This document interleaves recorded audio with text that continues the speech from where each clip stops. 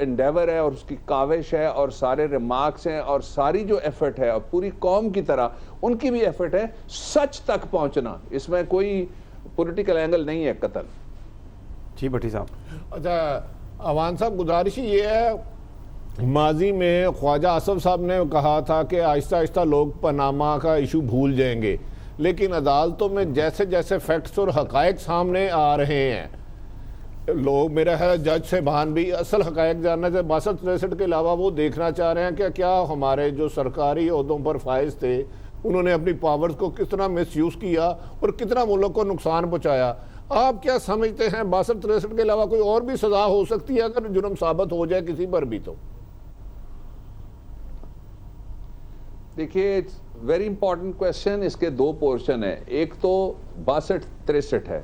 جو 62-63 ہے وہ یہ ہے، اور اب تو جو حالے پوتا کا کیس آیا ہے سندھ کے ایک ایم پی اے کا، اس کے بعد بہت واضح ہو گیا ہے، 100% نہیں 101% کہا جا سکتا ہے وداؤٹ ایگزیجریشن، کہ اس مقدمے میں اب یہ پورا موقع ہے عدالت کے پاس کہ وہ سچ تک پہنچے نمبر 1. اور اگر سچ کا نتیجہ یہ نکلتا ہے کہ نواز شریف صاحب کی 3 چیزیں ثابت ہو جائیں. ایک، جس طرح آپ نے کہا ایبیوز آف پاور، اس کا میں لینگویج میں لے کے آتا ہوں اس لیے کہ پاکستان کے جو احتساب کے قوانین ہیں اس میں یہی لفظ اس کے لیے استعمال ہوا ہے.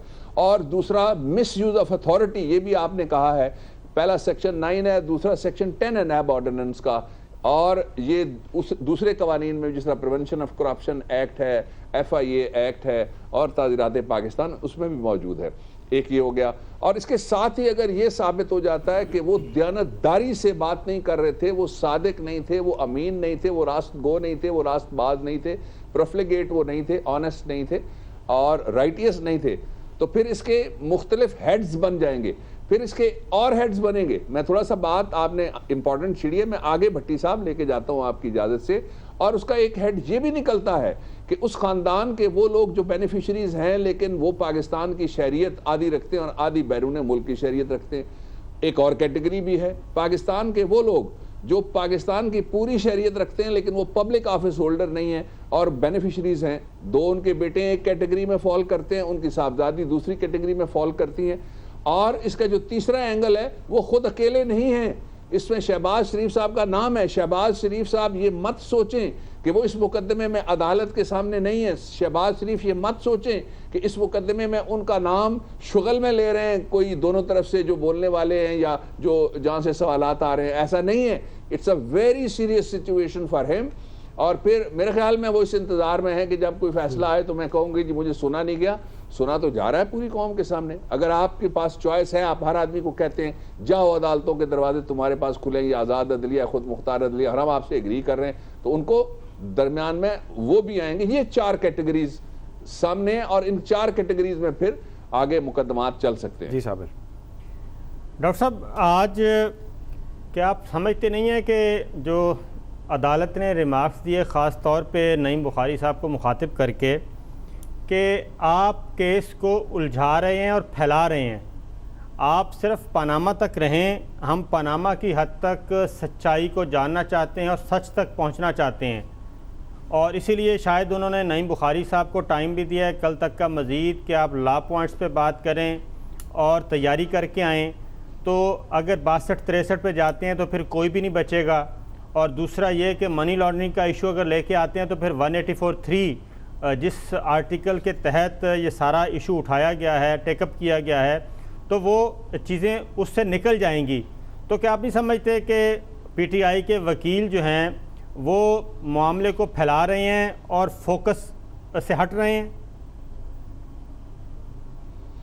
دیکھیے فرینکلی اسپیکنگ، جب آغاز ہوا تھا اس مقدمے میں اس وقت سپریم کورٹ آف پاکستان، اب صرف ایک تبدیلی آئی ہے نا جی، ایک جج صاحب جو چیف جسٹس گئے ہیں ان کی جگہ جو آنے والے چیف جسٹس ہیں انشاءاللہ جسٹس گلزار صاحب، وہ بینچ کے اوپر ممبر بنے ہیں. تو اس لیے بینچ تو وہی ہے سبسٹینشلی اسپیکنگ. اس بینچ نے یہ کہا ہوا ہے کہ ہم ان نون ڈیسٹینیشنز کی طرف، نامعلوم منزلوں کی طرف، جس کو پنجابی محاورے کے مطابق کہتے ہیں ٹرک دی بتی، اس کے پیچھے ہم جانے کے لیے تیار نہیں ہوں گے.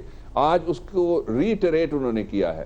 دوسرا یہ، میں اس بات کا جو ججز نے کہا ہے میں اس بات کا حامی ہوں کہ فوکسڈ رہ کے ہمیں ایک ہی ایشو کے اوپر اس وقت، کیونکہ 2 پٹیشنر وہاں اور کھڑے ہوئے ہیں. یہ بڑا ڈینجرس ایلے ہوگا اگر ہم دوسری طرف جائیں گے, لیکن ہوپ فلی کل آپ دیکھیں گے کہ فوکسڈ ہوگی ساری بات کہ ایک پٹیشنر ہیں جماعت اسلامی, وہ کہتے ہیں 47 سے آپ شروع کریں. ایک اور ہیں طارق صاحب, وہ کہتے ہیں اس سے بھی پیچھے آپ تشریف لے کے جائیے. The Supreme Court is not doing that. Supreme Court is rightly not doing that. بالکل بھی نہیں یہ کرنا چاہیے. قوم اس وقت صرف جاننا یہ چاہتی ہے کہ, اور پیناما سے ہی, پیناما ایک ایسا آغاز ہوگا جس کے بعد سارے وہ چور جنہوں نے ملک کے وسائل لوٹے, ایبیوز آف اتھارٹی کیا اور باہر پیسے لے جا کے رکھے, وہ سارے کے سارے پکڑے جا سکتے ہیں. دروازہ کھلنا چاہیے. یہ بڑا دروازہ ہے, یہ قلعے کا سب سے بڑا دروازہ ہے. جس دن یہ کھل گیا اس دن پھر اس کے نیچے جتنے بھی آتے ہیں کہتے ہیں نا صلاح-الدین. ڈاکٹر صاحب یہ بتائیں کہ چوٹوں کی باری بار بار جب پی ٹی آئی کے وکیل کی طرف سے یہ موقف آتا ہے کہ جناب ہمارے پاس تو بہت زیادہ ثبوت نہیں ہے, جو ہمارے پاس تھے ہم نے سبمٹ کر دیے ہیں, باقی کام جو ہے اب اداروں کا ہے یا عدالت کا ہے, وہ عدالت پہ ذمہ داری ڈال رہے ہیں. ٹھیک ہے کہ یہ کیس فری کین کے درمیان نہیں ہے بلکہ کرپشن ورسز ایک خاندان ہے اس کے بارے میں ہے جنہوں نے حکومت بھی کی اور حکومت کے دوران یہ سب کچھ کیا. لیکن اصل چیز یہ ہے کہ کیا آپ نہیں سمجھتے کہ یہ سارے معاملات اب ادھر شفٹ ہو جائیں گے؟